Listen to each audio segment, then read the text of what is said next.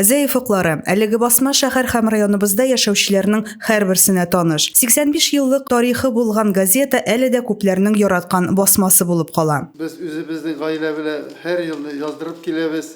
Газетаны ат күрке әле рәхәтләнеп башта үзем, аннары гаиләм, җәмәгатем белән инде укып, обсуждать итеп, особенно менә авыл хуҗалыгы яңалыкларын, андагы булган уңышлар турында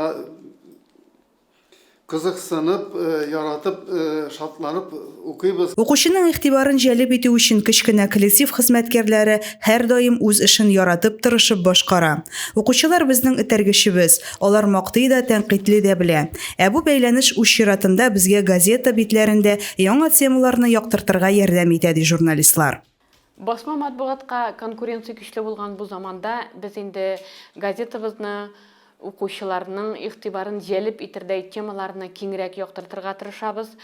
Хәзер инде укучылар күпчелек интернетта булган яңалыкларга өстенлекне бирә, инде газета белән җәлеп итү өчен без әлеге темаларны киңрәк игътибарны җәлеп итәрдәйрәк итеп эшләргә тырышабыз. Зәйеф уклары басмасына язылу кампаниясе дәвам итә. Быел яраткан газетага редакция яки почта бүлекләре аша гына түгел, онлайн рәвештә язылып була.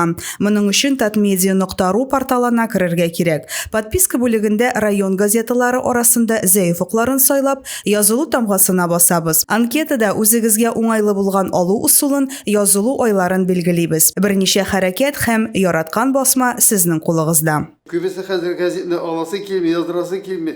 Бит район тормышы турында бар да кемдәндер сорыйлар, кешедән сорый. Вот кулыңда газет күрсә, миңа да бир, миңа бир. Үзләре яздырасылары килми. Менә мин әйтәм, барна яздырып алырга ул газетны. Шундый мотор иттереп район тормышы белән танышып бару үзе бер рәхәт бит ул. Зәйеф уклары газетасына tatmedia.ru сайты аша язылу тиз һәм уңайлы.